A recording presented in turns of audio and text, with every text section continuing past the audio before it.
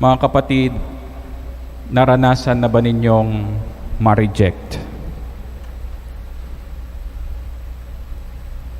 Pwede bang itaas ang kamay ng mga hindi pa naranasang ma-reject dito? Taas ang kamay. Yung mga hindi pa na-reject. So lahat tayo, nasubukan na nating ma-reject. Nasubukan na nating matanggihan. Siguro, na-reject tayo sa trabaho, sa community, sa relationships natin. Na-reject na tayo sa mga opportunities, sa school, sa mga nililigawan natin. Hindi ba masakit ma-reject ng mga taong hindi mo inakalang kaya kang i-reject? Ito yung mga taong kapamilya mo, kaibigan mo, asawa mo. Ito yung mga taong hindi natin akalain na capable pala i-reject tayo. And mas masakit naman talaga kung ang rejection will come from the people whom we trust the most. Ako, I have several experiences of rejection also in my life. I was rejected in one of the seminaries before when I was about to enter college. When I was in Christ the King in 2010, I was sent out or advised to leave because my father died, and so I have to stay with my mother and my sister. And because of course I've been in the seminary for too long, sabi ng prefect, it's good that you go out. I was rejected then, but it is by the grace of God that I was redirected again, and so I am here now as a priest.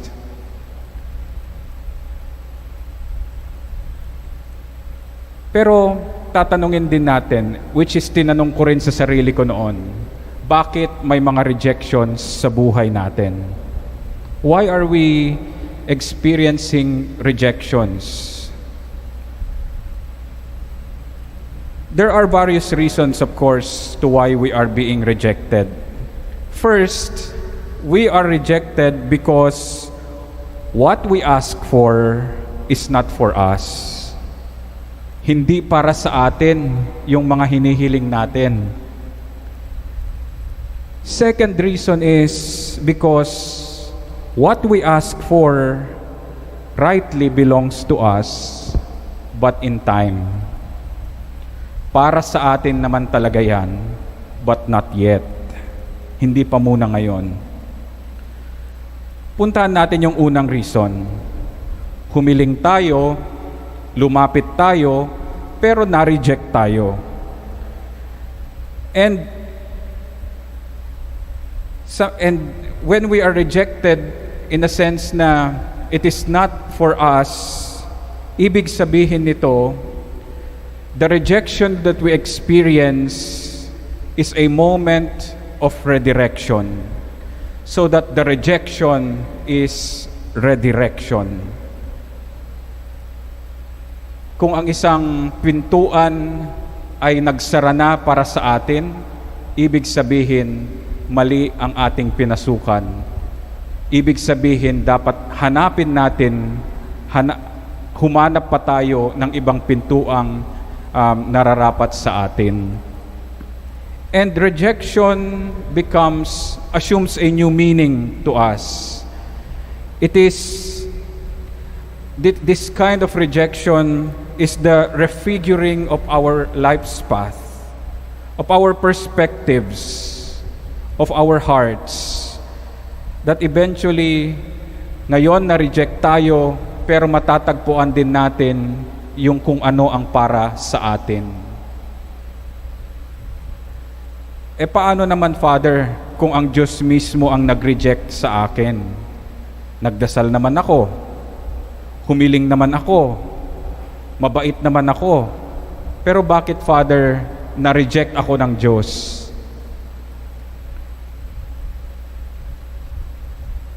On the first place, my brothers and sisters in Christ, God does not reject. Hindi nagre-reject ang Diyos. Whatever God gives us, or whatever God does not give us for that matter, is always the best for us. Because God knows every fiber of our being. He knows us too well than we know ourselves.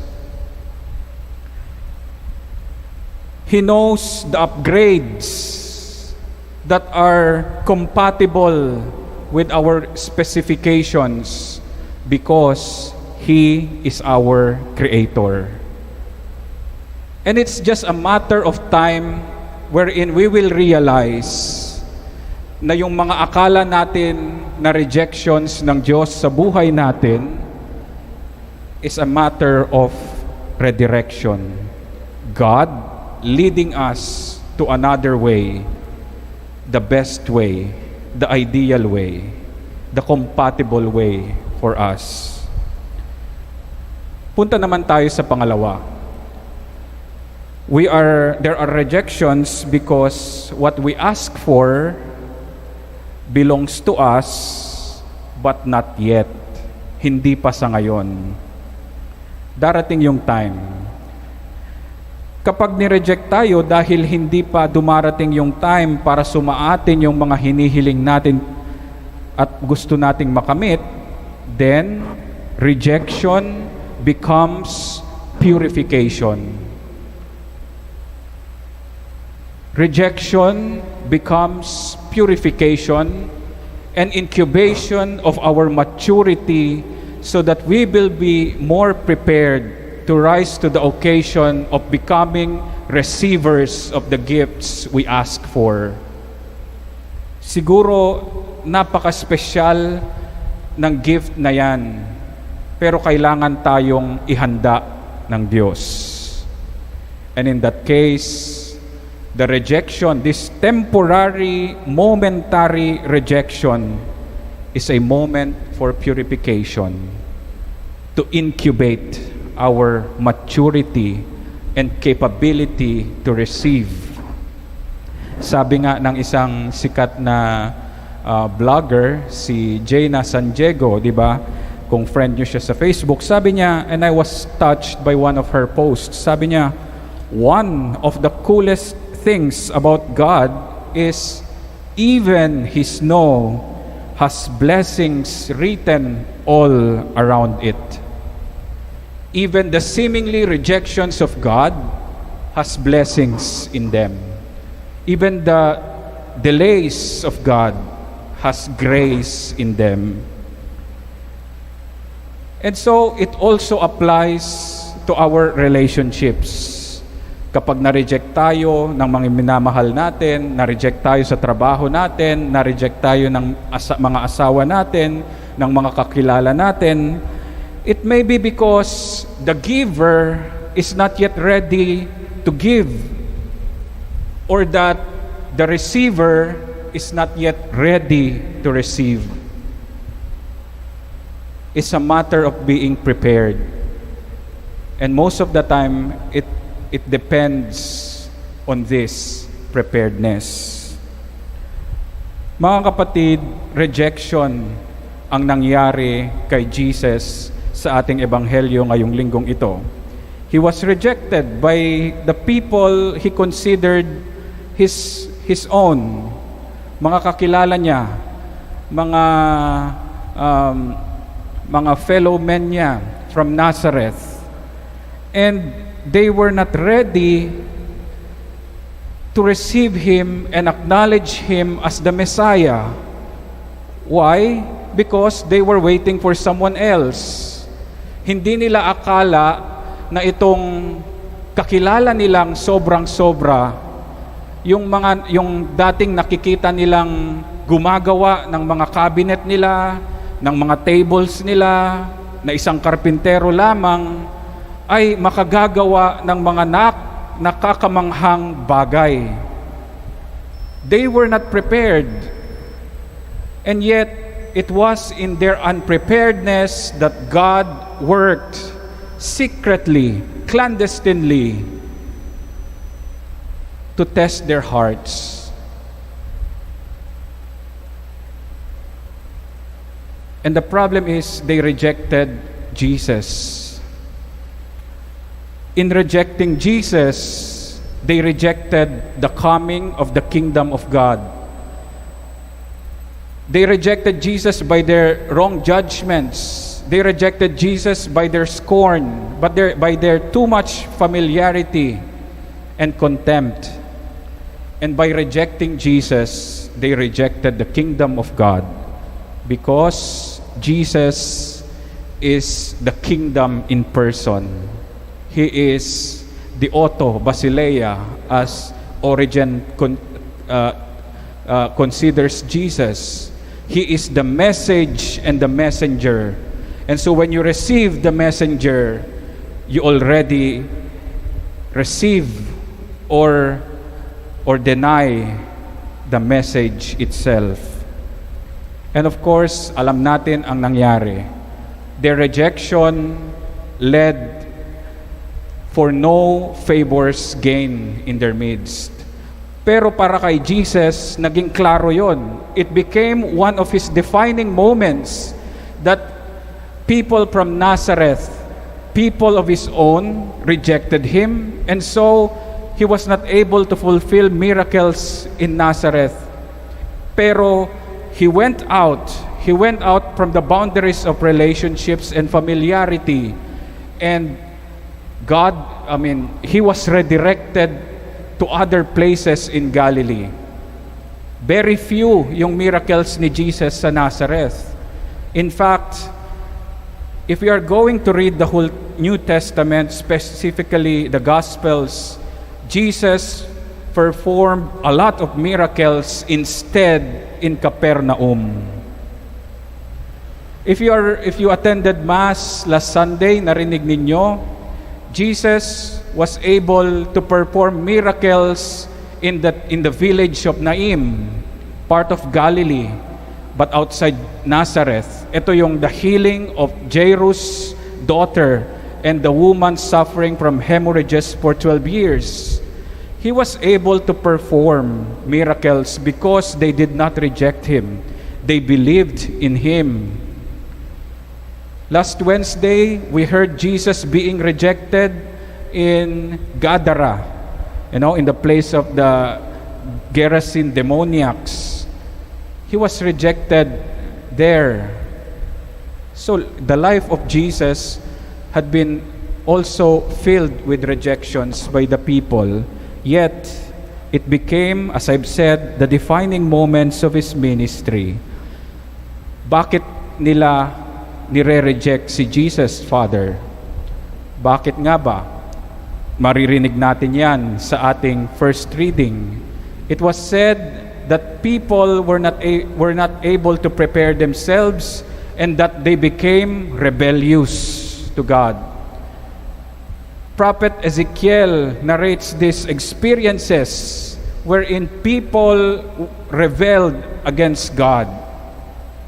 And so, in the New Testament, in our gospel reading for today, it may be because of hindi naman siguro rebellious, but then they were not able to acknowledge the something that is special in that moment. Mga kapatid, a prophet is the mouthpiece of God. A prophet is the mouthpiece of truth, and truth hurts. Masakit ang katotohanan. And this is the reason why prophets during the time of Jesus and during our time are continuously persecuted. Mahirap maging propeta. Tayong lahat, we are all prophets by the virtue of our baptism. We are prophets to our friends, to our loved ones, to our parents, to our partners, to the people we know. Sa ating mga tahanan, dapat tayo ay mga propeta na palaging itinatama yung mali na ating nakikita. But of course, becoming a prophet is not being opinionated also. Hindi pwedeng opinion lang. Because a prophet, as I've said, is the mouthpiece of God.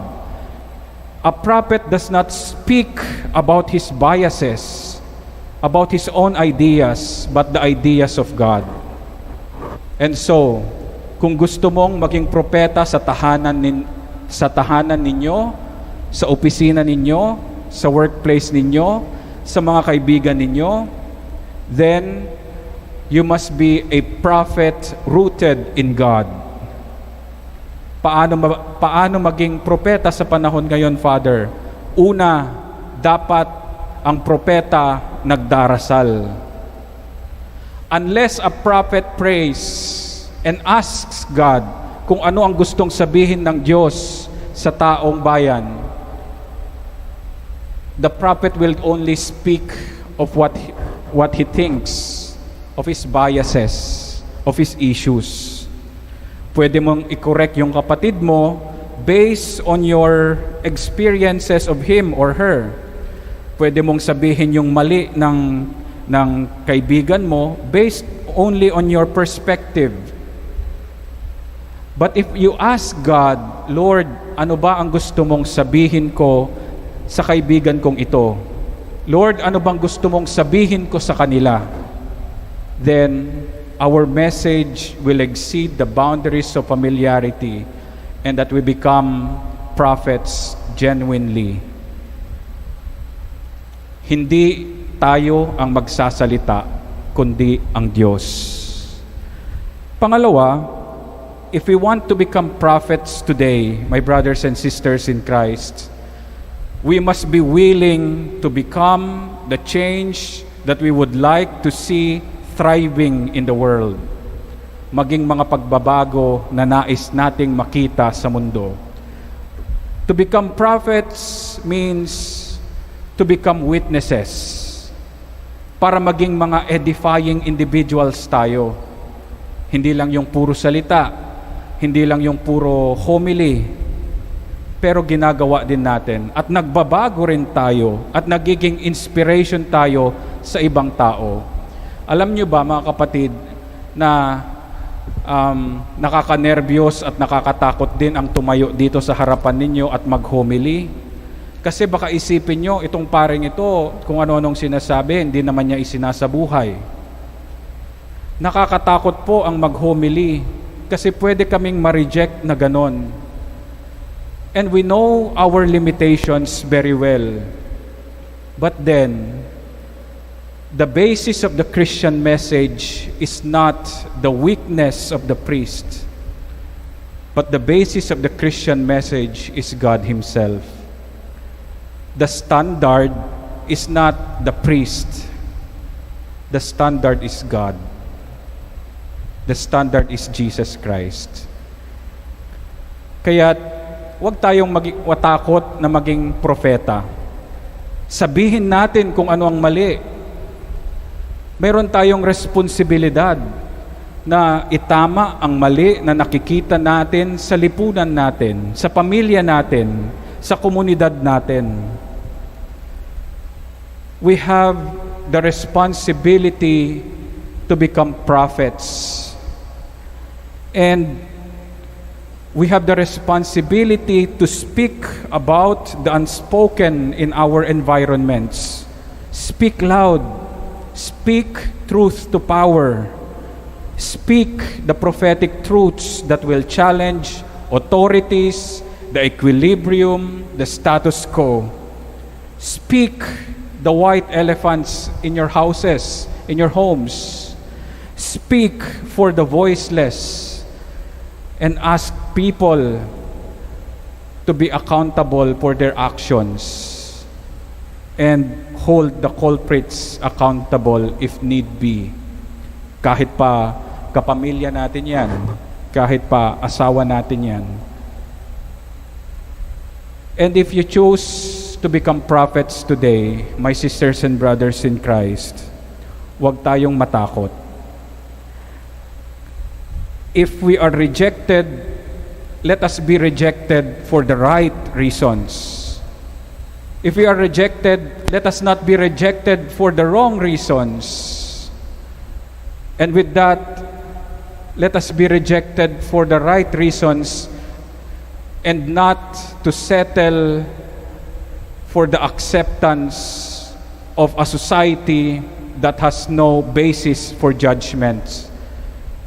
Wag nating ibatay wag nating i-compromise yung ating mga values para lamang tanggapin tayo ng isang lipunang mali-mali din naman ang paghuhusga.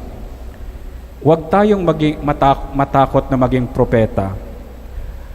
Because in one way or the other, we will be rejected prophets in our homes, in our communities, in our relationships.